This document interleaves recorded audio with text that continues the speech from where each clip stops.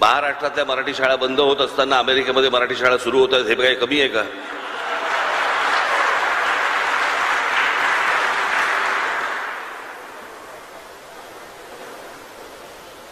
मला असं वाटतं की आपण पहिल्यांदा महाराष्ट्रामध्ये लक्ष देणं गरजेचं आहे.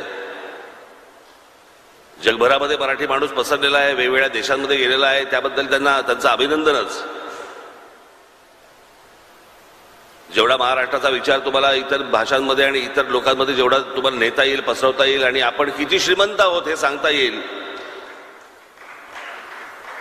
हे कमीच. परंतु महाराष्ट्रामध्ये, महाराष्ट्राच्या शहरांमध्ये आज मराठी सोडून ज्या वेळेला मला कानावरती हिंदी ज्या वेळेला यायला लागते त्यावेळेला त्रास व्हायला लागतो.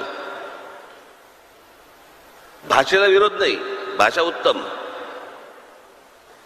पण हिंदी ही आमची राष्ट्रभाषा नव्हे. जशी मराठी भाषा आहे, जशी तमिळ भाषा आहे, जशी गुजराती भाषा आहे, जशी तेलुगू भाषा आहे, जशी इतर भाषा आहे, तशी हिंदी ही एक भाषा आहे. या देशामध्ये राष्ट्रभाषेचा कधी निवाडा झालाच नाही. राष्ट्रभाषा म्हणून कुठचीही भाषा नेमली गेलीच नाही. केंद्र सरकार आणि राज्य सरकार यांच्यामधल्या फक्त कॉरेस्पॉन्डंटसाठी म्हणून इंग्रजी आणि हिंदी ही एवढीच भाषा ठेवली, पण हिंदी ही राष्ट्रभाषा नव्हे. हे ज्यावेळेला मी बोललो, एक त्याला 15-20 वर्ष झाली, अनेक लोक माझ्या अंगावरती आले आणि मग जेव्हा अंगावरती आले त्याच्यानंतर मी त्यांना गुजरात हायकोर्टाचा त्यांना मी कागद समोर ठेवला.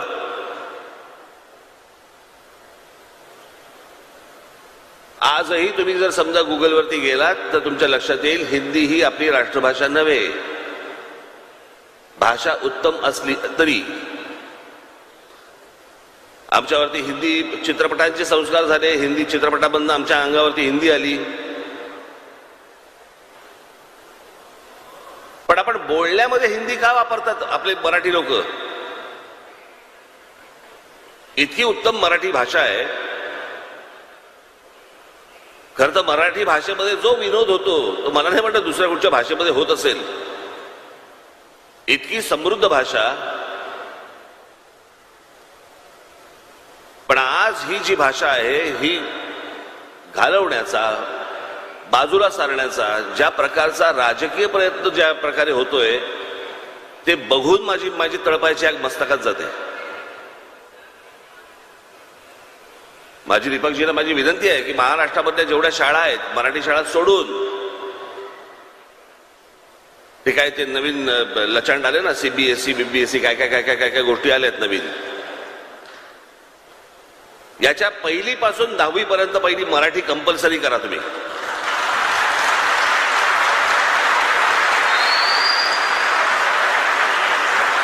मला समजत नाही ज्या ठिकाणी तुमचा जन्म झाला, अमराठी असतील लोक, ज्या ठिकाणी तुमचा जन्म झाला, जिथे तुमची मुलं झाली आणि त्या मुलांना तुमच्या शाळेमध्ये काय शिकवलं जातं? जर्मन, फ्रेंच, जणू काय ते देश बोलवतातच आहे ना, की या रे मुलांनो या, आमची लोकसंख्या वाढवा.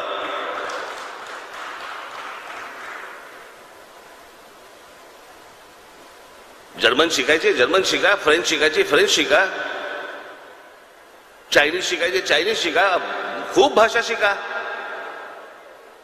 पण जिथे राहताय तिथली स्थानिक मातृभाषा तर शिका पहिली.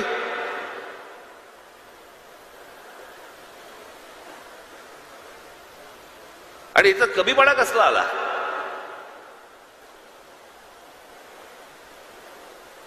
मराठी बद्दल बोलल्यानंतर तुम्ही लगेच कोणतरी म्हणणार की हे संकुचित आहेत. कशासाठी संकुचितपणा? या देशाच्या पंतप्रधानांना जर समजा त्यांच्या भाषेबद्दल वाटतं, त्यांच्या राज्याबद्दल वाटतं,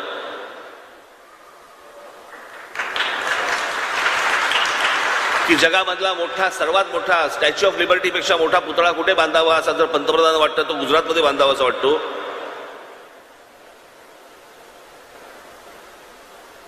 कुठची सिटी आता बांधताय ते? स्मार्ट काय नाही, कुठची city? Gift city. Gift city जर आमच्या पंतप्रधानांना समजा असं वाटत आहे की बाबा ती गुजरातमध्ये बांधावी, महाराष्ट्रात नको, तामिळनाडूमध्ये नको, बंगालमध्ये नको, अजून कुठे नको.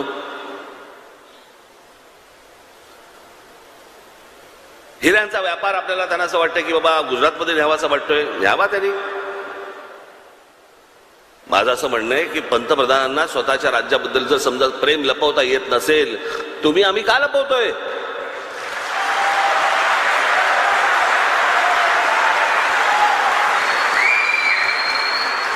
अनेकांना वाटू शकतं की बघितलं राज ठाकरेंनी पंतप्रधानांवरती टीका केली. टीका नाहीये. जो मूळ माणूस आतला आहे त्याला प्रत्येकाला आपल्या राज्याबद्दल, आपल्या माणसांबद्दल, आपल्या भाषेबद्दल प्रेम आहे. तुम्ही का लपवताय?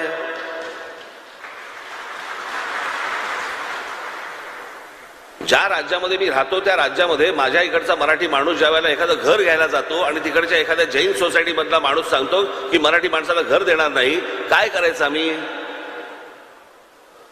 तामिळनाडूमध्ये करून दाखवा,